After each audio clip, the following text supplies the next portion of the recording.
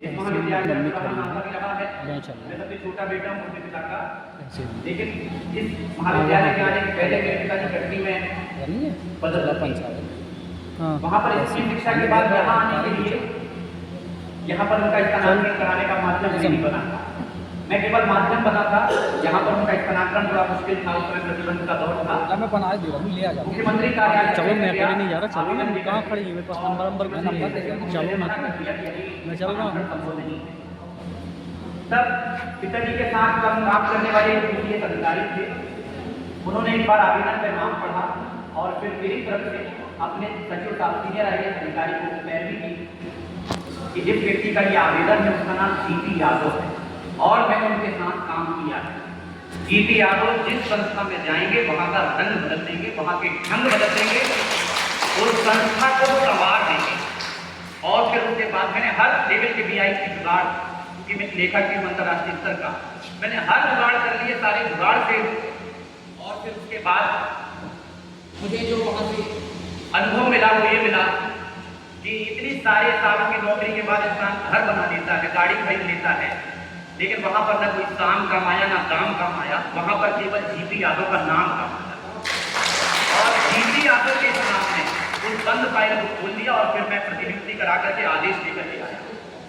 तो मेरे पिताजी को बचपन से अलग अलग पदों पर रहे, लेक्चरर रहे, छोटे छोटे प्रशासनिक पदों पर रहे, बीआरसी रहे, बीओ रहे, और पिछले 20-25 सालों की जो स्मृतियां मेरे को याद हैं आज पूरी एकदम मेरी निगाहों के सामने।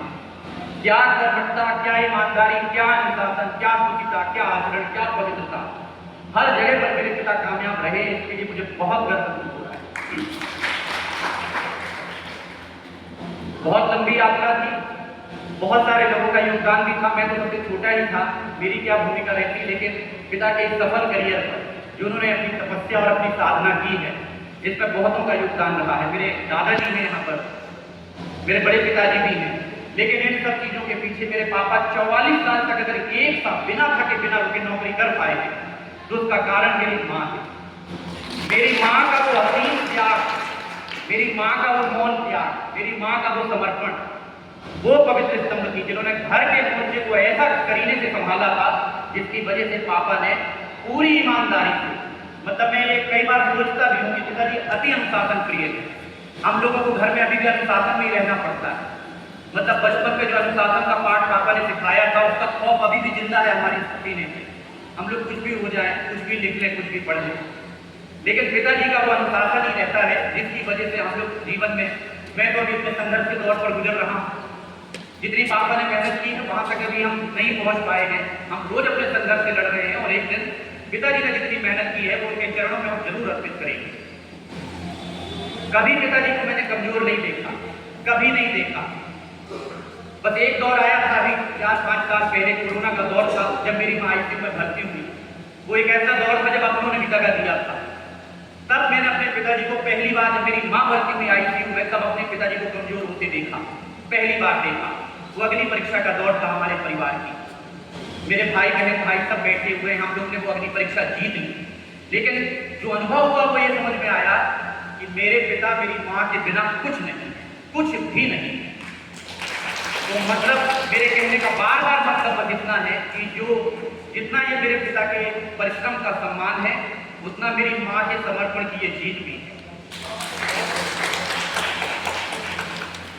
बहुत कुछ कहने को पड़ा है, मैं भी पिताजी से बोलना लिखना ये सब चीजें थोड़ा बहुत सीखा हूँ। मैं कल तक बोल सकता हूँ इतने बजे, लेकिन वक्त की बहुत पाबंदी है और अब कुछ और नहीं कहूँगा। बस इतना ही कहूँगा कि पिताजी को अभी हम रिटायर इतने जल्दी होने नहीं देंगे। मेरा एक छोटा सा एक संस्थान है जहाँ पे प्रतियोगी परीक्षाओं के बच्चों को हम पढ़ाते हैं, हम किताबें लिखते हैं। अब पिताजी की वहाँ पर सेवाओं का दौर है, अभी 20 साल कम से कम उनसे काम लेंगे घर में, ये भी है। पिताजी कभी रिटायर नहीं होंगे, अपनी तपस्या और साधना को अनवरत जारी रखेंगे और उनकी धरोहर, उनकी जो उन्होंने मान सम्मान, जो अनुशासन, जो संस्कार हमको दिए हैं वही हमारी वसीयत है, उसको हम हमेशा संभाल के रखेंगे। दर्द भी है, खुशी भी है, भावुकता भी है। बस 2 लाइन बोल करके मैं अपनी जगह ले लूँगा, बहुत सारे लोगों को बोलना होगा, सुनना होगा। बस इतना है कि ये मैं अपनी व्यक्तिगत भावनाओं को बता रहा हूँ कि है मुझ में दर्द कितना ये कहाँ भूलिया बताता है। हुलिया का मतलब जिस तरीके से मैं भी आपके सामने पेश हो रहा हूँ, ये है कितना दर्द, ये कहाँ ये हुलिया बताता है। उदासी मुझ पर भारी है, मेरा चेहरा बताता है, और मेरे पिता मेरे अंदर है, ऐसा लोग कहते हैं। मैं जब मैं बात करता हूँ मेरा लहजा बताता है। सभी लोगों को बहुत शुक्रिया, बहुत बहुत शुक्रिया। यहाँ के स्टाफ के प्राचार्य, अध्यापक, प्राध्यापक, यहाँ के प्यून, सुरक्षा गार्ड, जो भी पिताजी के साथ नौकरी किए हैं, मेरी माँ, मेरे दादाजी, मेरे पिताजी, परिवारजन और आप सब लोगों को मेरा एक बार फिर से सादर नमन। बहुत शुक्रिया।